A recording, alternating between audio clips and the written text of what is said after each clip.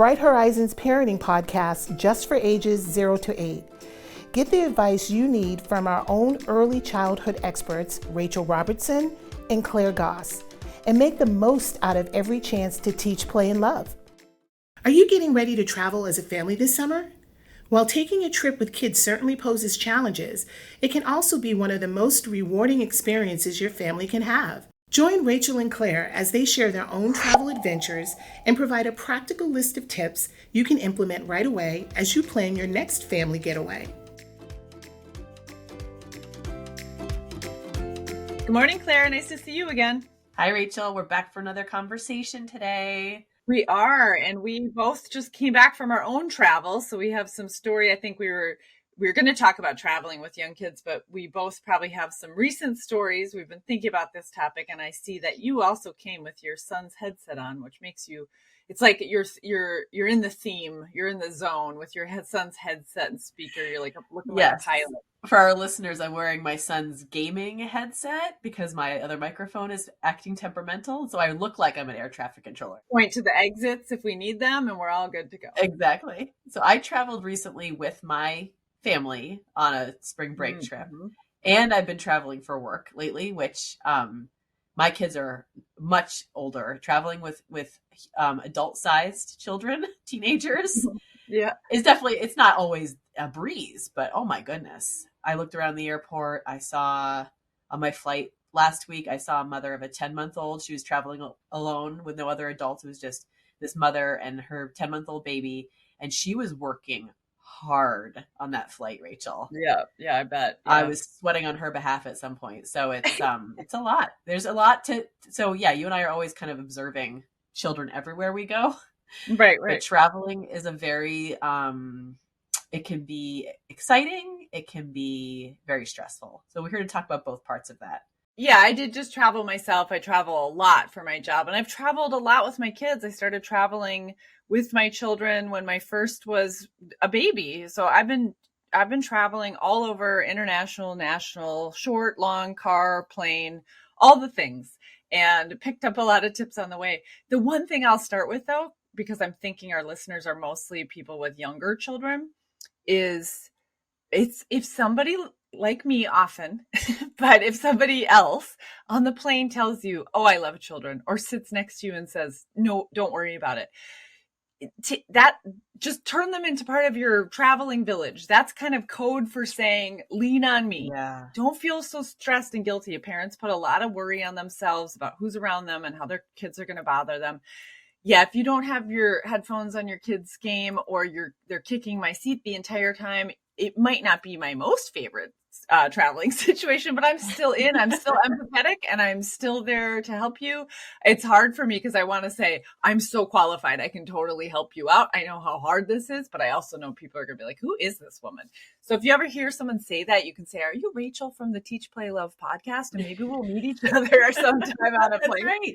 But I really tried to hold back. But I do say, like, I will switch with people. Like, I love little kids. I get it. I will sit next to you. I don't mind. And that's sort of my way, and everybody else's way of saying, someone else on this plane might not be your person, but I'm your person. So hopefully that's reassuring right from the start for people to hear and take a couple deep breaths. But obviously there's way more to it than just that. Right. I know you have to feel comfortable enough with the person, but I like that community-minded philosophy. I feel like there was a meme on the internet a few years ago, or maybe it was an article that basically said, I don't understand when people get upset about babies and toddlers on planes. You yourself were once a baby or a toddler who had to travel from one place to another place.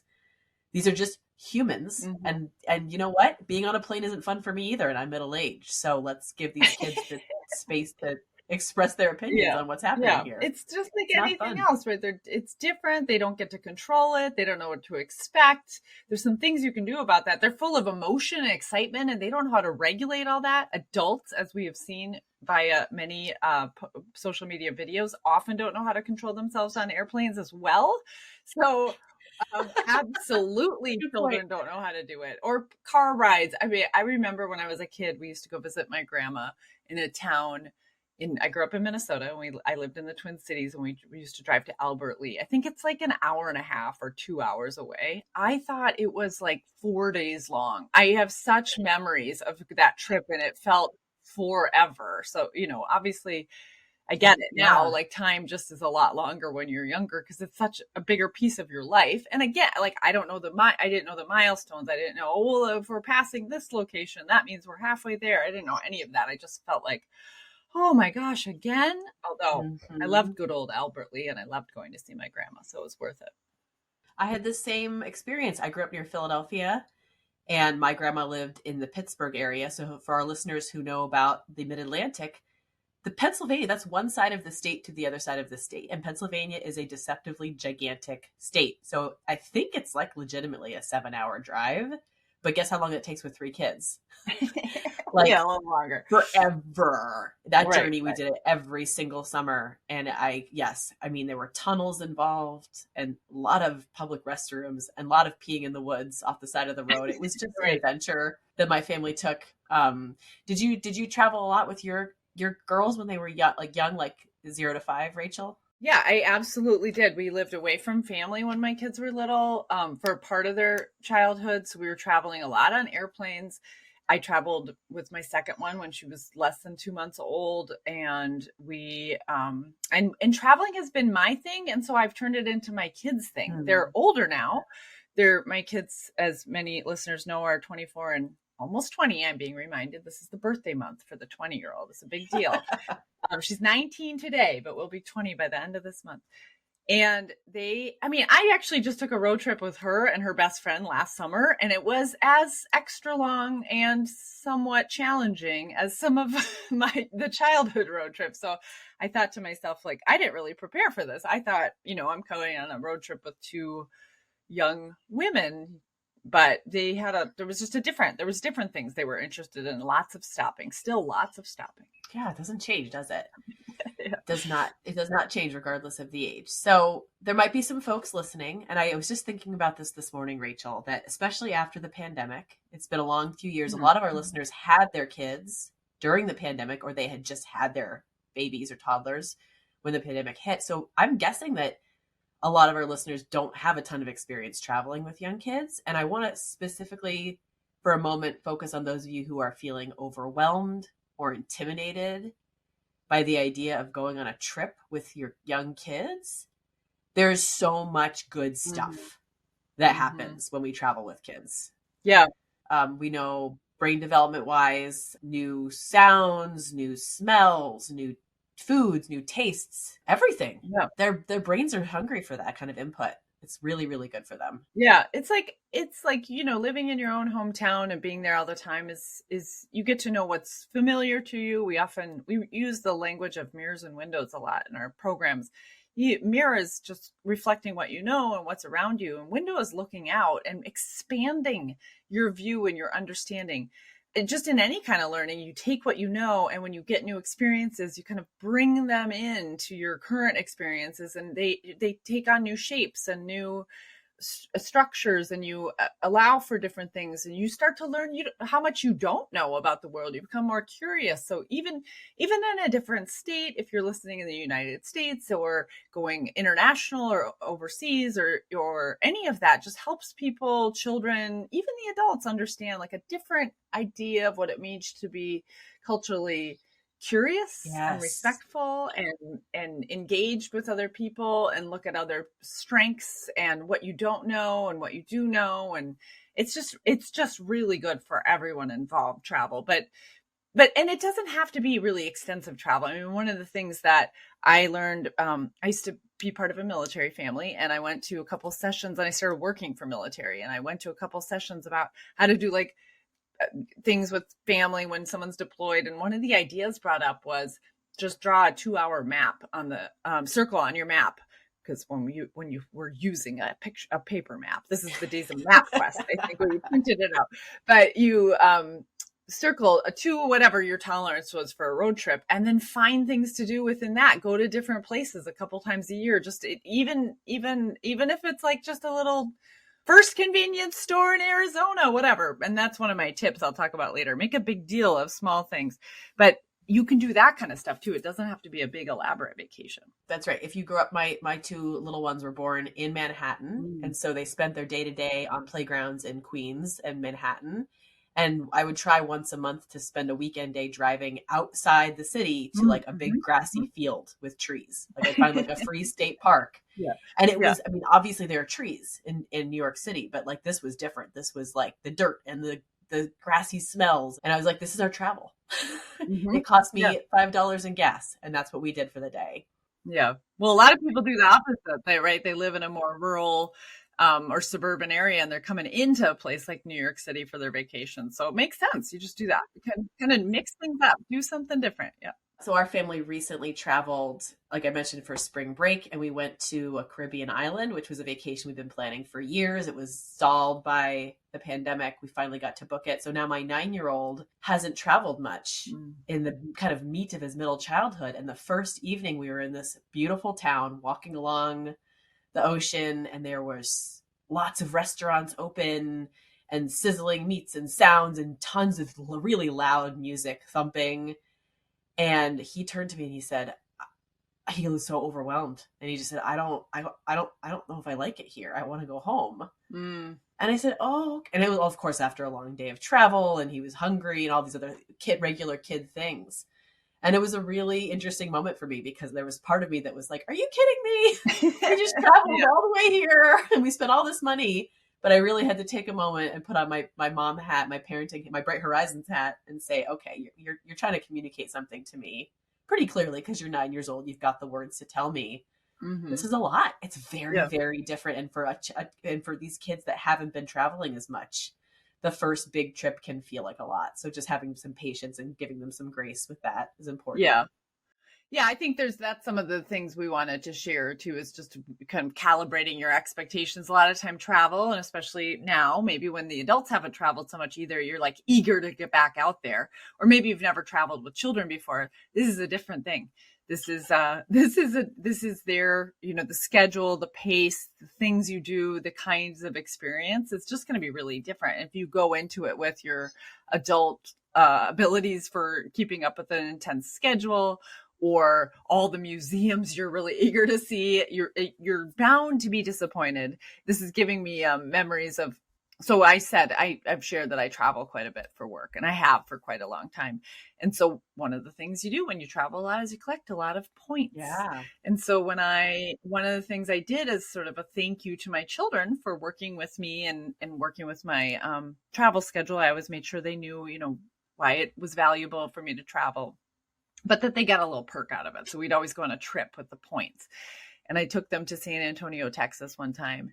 And it was like a extra hot mess.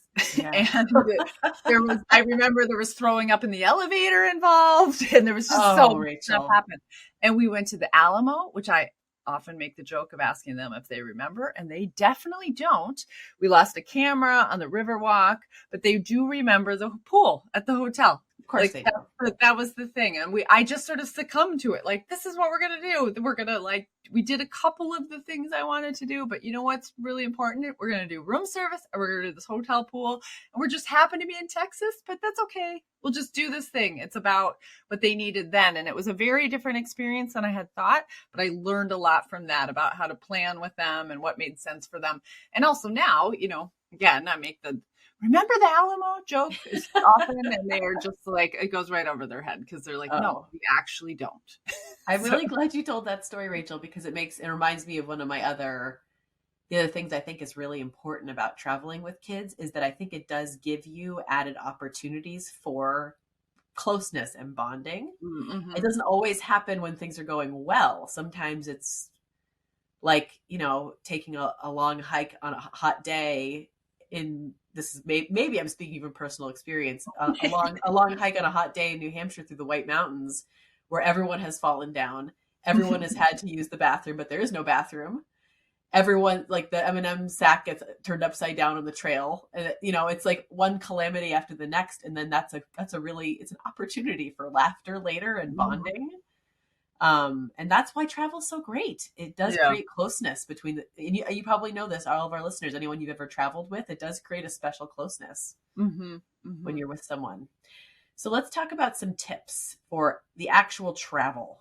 So we can talk in a minute about tips for when you get to where you're going, but the actual getting on the plane, getting in the car, what are your best tips, Rachel?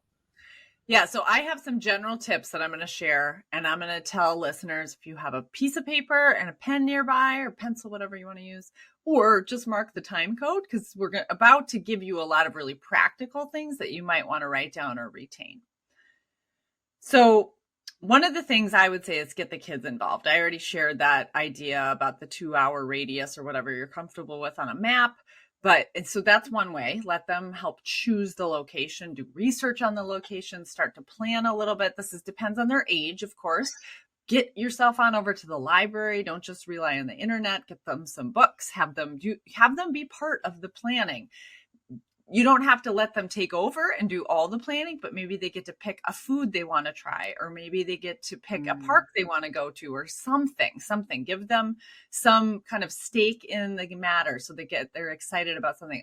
Make sure you check the hours and all those things of the places they want to go, because nothing is more disappointing than working all that time on something and then to come find it's under renovation and closed for 3 months, which might happen, but you can try to prevent that.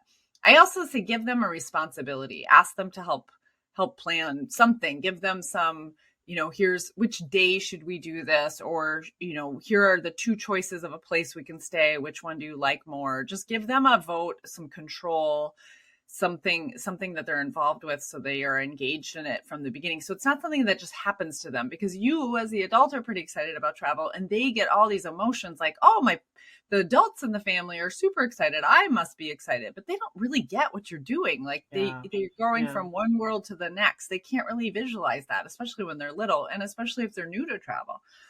So that's getting them involved so they can see the itinerary or the schedule, whatever makes sense for their age, and give them a responsibility. And if don't, ask them to pack everything on their own without an inspection, because that can lead to other chaos.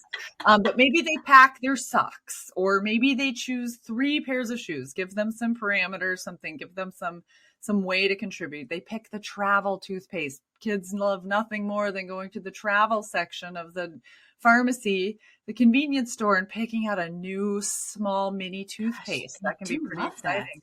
They love that. It's so fun. Yeah. We talk about using visual schedules all the time. I say do one for a trip too, especially if you're going to be really busy. You can use the online internet stuff to help you plan a trip with pictures of different things. They can see what's going to happen and in which order. I already kind of talked about this, but get them interested in the location. Go books, internet search, documentaries. Help them choose where to go, some different things. Again, put some parameters around it. If you have an older child that comes to you with 20 things to do, that can lead to then disappointment. So like their top 3.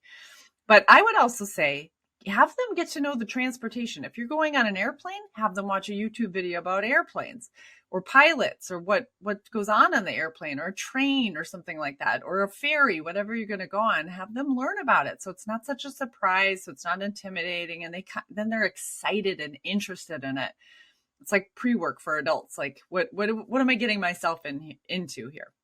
I would also, I think this probably maybe goes without saying, but it cannot be more important on a vacation. Just make things easy. Some of the standards you have about, I need to make sure they're learning to tie their shoes, maybe not on vacation. Do you got some slip-ons you can throw in the suitcase? Yeah. Pick your battles. Yeah. But make sure they have shirts they can put on their own, and pants, and, go for the stretchy pants more than a lot of buttons and zippers and all sorts of things. Make sure they have backpacks that aren't going to topple them over.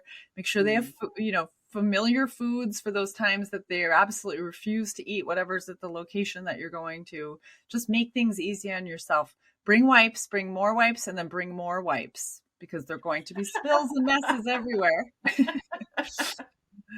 And then I could keep going here, but I'll say a couple more that come to mind is I already talked about this about getting them interested, but I always had my kids bring a journal and a camera and think about some sort of collection. One of my things I did with my kids that I'm so glad in hindsight that I did was get them into collecting things, because then that's what they were focused on vacations. We avoided so much gift shop chaos and gimmies and I want this, because they were focused on their collection. And yes, I made it a very economical collection. One of my daughters was super into rocks. You could find rocks everywhere. You do not have to pay for a lot of rocks, although we paid for plenty of those bags of kind of agates in stores too. But and then I did this with Disney. They had where they were collecting pins. They just bypassed everything else in those Disney stores because they were just looking for those pins, and they were just trading with the staff members. So if you don't know about that, that's a whole nother hot tip you can look into on the side. But that was something I really got them involved in, is documenting the trip, journaling, can they have a cameras or some sort of collection? And then I definitely made a big deal of small things. I traveled with my children from Minnesota to San Diego when I moved, and my niece, in a hatchback. So the four of us, plus a guinea pig named Princess, plus bikes on the back. And it was a long trip. Yeah. And I made a big deal about everything. If you ever want to know where the first post office in Nebraska is, I can tell you, because we stopped. We took pictures of Princess, the guinea pig, in front of it, and we made a big deal of it. We know a lot of these places, like the first place trail mix was ever invented. It's in California. We have stopped there. You don't need to pay a lot of money, but you do need to break up that trip. You need to make the small things exciting and make it memorable, and just find those places to break things up.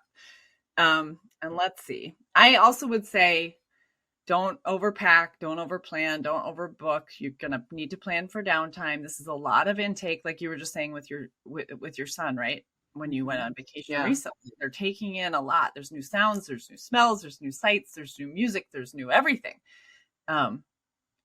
And so just really be ready for that, planning for that. You are there to absorb all that potentially as the adult. They are there to absorb it, but it's also can be really overwhelming, quicker for them than it is for you as an adult. So those things are just for every kind of travel you're doing, whether it's a couple hours car ride or whether you are going, on a 1 month international vacation, whatever it might be, those things can help you quite a bit. Those are some great tips.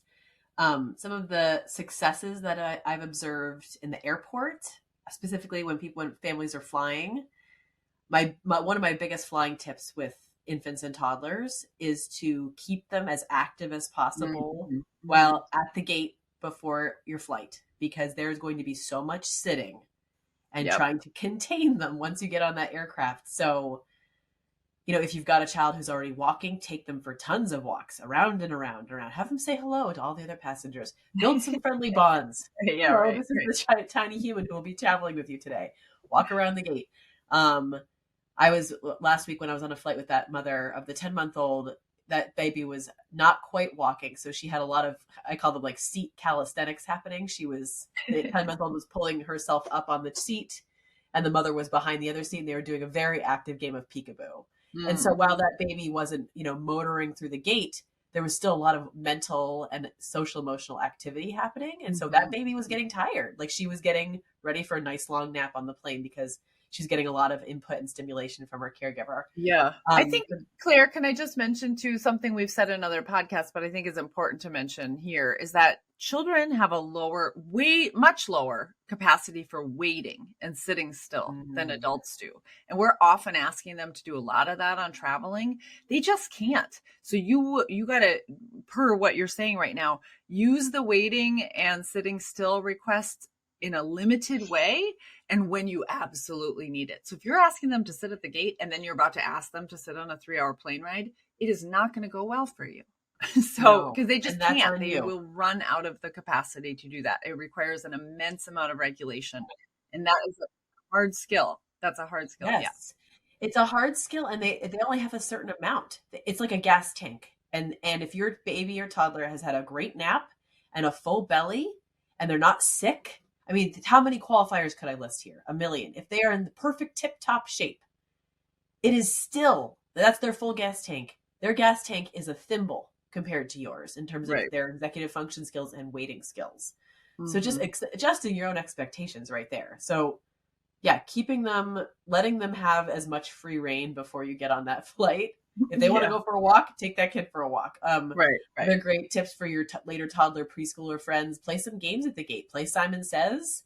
Play red light, green light. If you've got enough open carpet space by the gate to play red light, green light, you'll be surprised how many other people join in on that game if you start one. It's again a very engaging. It's engaging the brain. It's engaging verbal, language development skills, social skills, and you're getting their little bodies moving before, again, a lot of sitting.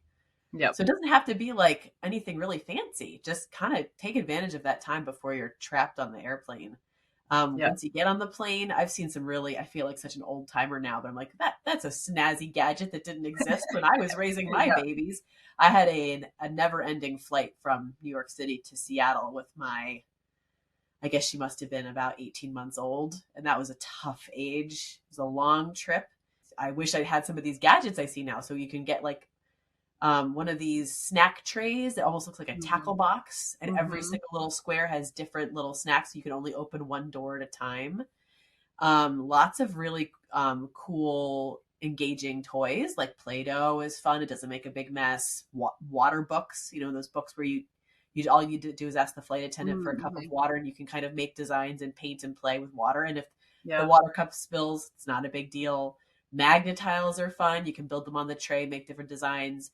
If you have a window seat, you can get some cool window clings and make designs with the window clings on the window of the plane. I mean, I think what you're saying, Claire, you said two things at once that are both important. Is there's a lot of new gadgets, but there's also like a lot of old tried and true stuff. Like Play-Doh's is not a new gadget. It's so great, right? It activates their hands and their brains, and it's very creative. It can go for a long time. So that's, in these water books, I used to do those art books that there's like little things you can do with stitching or weaving.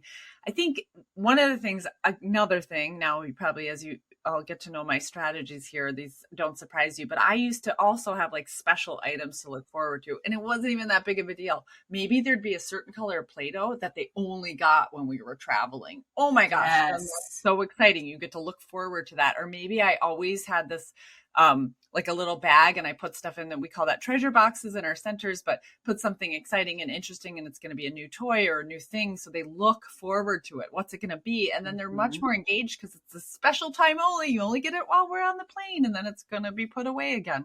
It can really be anything. The more open-ended and creative it is. So it's not like, okay, I do step 1, 2, 3, and now I'm done. What else can I do? That's why we suggest things like Play-Doh and crayons and drawing or markers or whatever it might be. Although, of course, you don't want them, drawing all over the place and on you and etc. But so everything should be waterproof. Yes. Oh, that's a great point. Actually, that's one of my other tips, which is please heed my advice and pack a change of clothes for your child and yourself. Right. Because things happen and they're gross and I'm not going to get into them, but they happen and you're on a plane. And if you think that only your child needs a change of clothes, but often some fluids end up on you too. So just do yourself a favor. Don't make the same mistake that I did 14 years ago. Pack yourself a change of outfit.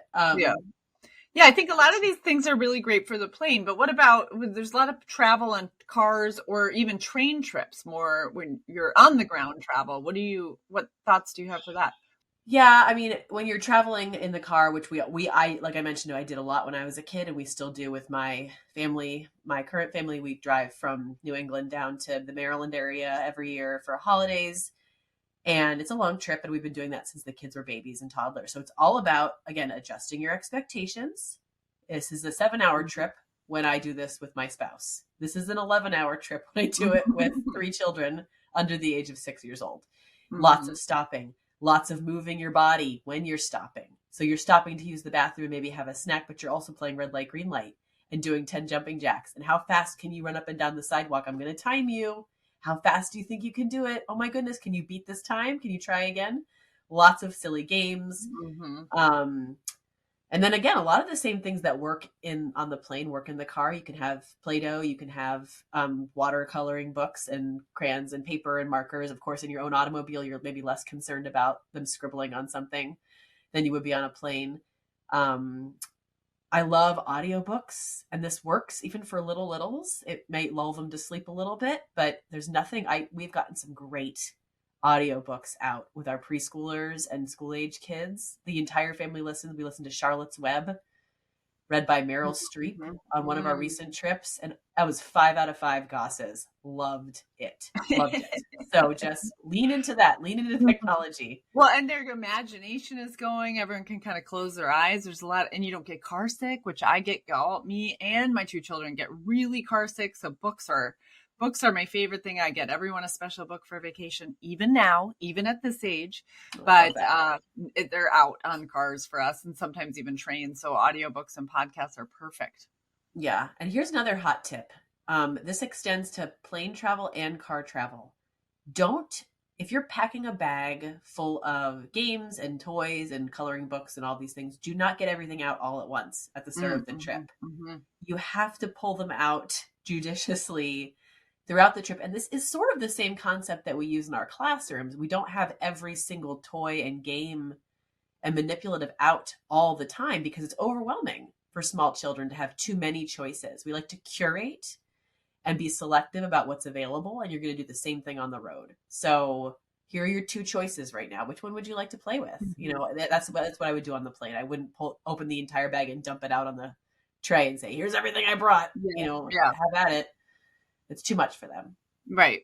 I think the other thing we're saying is, I certainly know about, why the temptation for using games and phones and things when you're traveling. And it's just up to you. Maybe that's the time you're saving it for. So it is that special surprise. Oh, you get to play this game while you're when we're traveling, but you don't have to. There's all these other things that can be really special and add to the trip rather than just kind of keep them occupied and busy.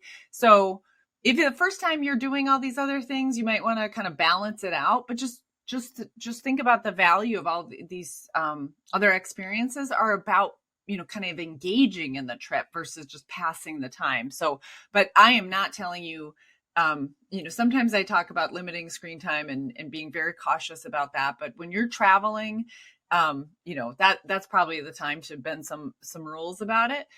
Just know that, activities like that, games like that, putting a movie on like that doesn't help a child learn those sort of regulation skills so they can pass the time, use their executive function and build their waiting skills or build their regulation skills. So but that, when you're traveling, not as big of a deal. That's not necessarily the time to have them work on some serious skill development. So while we're not talking about that, we're just recognize that can be a time for it, but we're just suggesting that you don't forget some of the things that really worked for all of us when we were kids and can work without having to rely on screens. Yeah, that's right. Let's move along really quickly to do some quick tips for when you actually get to where you're going.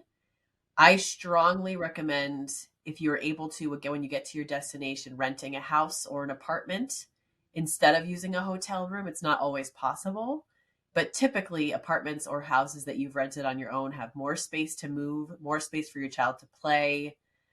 They have a kitchen. They might have a washer dryer. I don't have to tell any of the parents listening how important those 2 things are when you've got young kids. And also, I always look for the possibility of separate sleep areas. I have shared hotel rooms with my infants and toddlers. It is very difficult. That's how you end up on the floor of the bathroom, like hunched over with all the lights out, like hunched over with a little reading light, trying to enjoy your vacation. Your toddler goes to sleep at 7:30 p.m. and you're not tired yet. And now you're kind of trapped in this hotel room with no space of your own. Not to mention the sleep hygiene involved. It's just, it can be hard to share spaces with your child if none of you are used to doing that anymore. So just another perk of getting a house or an apartment. Another tip that I learned from a mom years ago was I had 2 of my kids really did not care for sleeping in those portable pop-up cribs that were kind of a necessity, right? You're traveling to grandma's house, you're traveling to a hotel, you're going to a rented house, and you need to bring a safe place for your infant or toddler to sleep. 2 of my kids really did not like those. So I started having them sleep in the portable crib in their own room at our home in the week leading up to our trip, because then they got used to the way the mattress felt and they had all their familiar toys and smells and the lighting was the same. And then I can't tell you how well this worked. It was after months of battling, because we did do frequent car trips, months of battling my daughter to sleep in this portable crib. All I had to do was ease her into it at home. And then she finally was like, oh, I get this. This is just like another bed where I take my nap and where I sleep. What a good idea. That's sort of like a lot of things you could do ahead of time like that and get them ready for it. Maybe your two kids are going to have to share a bed together in a hotel room, or maybe you are going to all be in the same room, or maybe they're going to have different kinds of pillows and blankets. Although, of course, if there's one that's super important, you should bring that with you. That's right. But maybe they're going to try different foods or things, like prep for that a little bit and make it something that they have some familiarity with, especially if they're particularly sensitive to new things. Some kids are just fine and all in, and you'll know that because you'll know your children. But if you have someone is a little bit more sensitive to change, doing some, practice ahead of time is a good thing to do. Yeah. And speaking of that, you can go back and listen to our earlier episode about routines, but here's where all your good best practices with routines can really shine. If you have good routines at home with your child, keep doing them on your trip and you will see how wonderful they are. If you've got the same, bedtime routine, first we do bath, then we do pajamas, then we read a story, then we sing 2 songs, read a book, do exactly the same thing. Build time in, because it is soothing for your child. It makes them feel safe. This is something that I understand. This has been a wild day, mom and dad. Like we've been all over the place. This is a weird place you've taken me to, but at least I know how this part of my day is going to go. Right. And it is so wonderful for them. So lean into your routines for sure. Yep. Keep those books at bedtime. Try to keep the same bedtime. It's hard. When you're on a vacation schedule, you're just doing everything so differently. I mean, just think of I remember one of my favorite things in hotel travel with my parents traveled with us a lot too, was that cereal machine where you could pour out any kind of cereal you wanted. Like that was so exciting, but so you're like, even breakfast routine, even like we were eating at the same time of the day, like there was something magical and different. And my emotions were heightened because of this hotel cereal machine. So then it like takes a little bit out of you. So you got to just like the whole day is intense versus for a child traveling versus just the parts that are intense for adults. And it just is intense. You need to give yourself some downtime, let go of your expectations of how everyone's going to behave. Just really embrace all of that and prepare yourself for all of that. It's just so important. I don't want to cut you off of your last tip because you were telling me about this, Claire, and I love this idea. I do it for myself and I hadn't really thought about telling parents to do it, but your tip about the delivery, I think, is a great one. Yeah, someone just told me that they did this. And again, this is a newfangled idea. It didn't exist when I was raising my babies, but have diapers and wipes and food delivered to wherever you're going on the first day. Save the room in your luggage. Don't pack 86 diapers. You don't need to do that. Just go have a delivery done to wherever destination, and it'll be there waiting for you. One less thing to stress about. And listen, you're going to have enough stuff to lug through that airport or pack in the trunk of that car between you, all of your stuff, and all the things that come with having a baby or a toddler or preschooler. So yeah, have that delivery done. Save yourself some stress. Yeah. And just, I guess I'd wrap us up by saying, be okay with your children having a different experience than you would be having. Your very different life perspectives. What's new to you, like what was new to me and exciting was that cereal machine. Versus what's exciting to the adults in this situation, and just be okay with that. And even prepare for that and think about it ahead of time. My family, we traveled all over Europe when I was a kid. And I remember my dad getting lost in a German parking lot, but I don't remember much else about Germany. That's what you remember. That's what you recall. So, I mean, because it was just so fascinating to me, the driving and the different road signs. And that was what I was paying attention to. I wasn't paying attention to some of the things they were paying attention to. So just, that goes all the way back to what we were saying at the beginning, is this is such a different experience for children. There's so many good things they can get out of it, and just understanding it from their perspective and understanding how to plan a vacation and engage them in it and what they'll get out of it, and being okay with that. That's going to be different than when you're getting out of it. And that is exactly the beauty of a good family vacation and travel together. So we wish you all wonderful summer vacations, and hope this helps you prepare yourselves and prepare your children so you can have mostly, even though there'll be messes and unexpected things, that's mostly about good fun and lots of good memories. Happy travels. From traveling on planes to trains to automobiles, Rachel and Claire covered it all. Make sure to get your children involved in planning your trip and set your own expectations that everything may not go as planned. Above all, enjoy your time together and rest assured that you're making memories that will last a lifetime. Get parenting advice from Rachel and Claire. You can leave them a voicemail by calling 617-673-8881. And your question may be answered in a future episode of Teach, Play, Love. You can also send them an email at teach.playlove@brighthorizons.com. For more expert guidance on early childhood development, check out our family resources at brighthorizons.com. Thanks for listening. Subscribe to us. Find more episodes on Apple Podcasts, Spotify, or wherever you get your podcasts. See you next time on Teach, Play, Love. And discover parenting as the joy it was meant to be.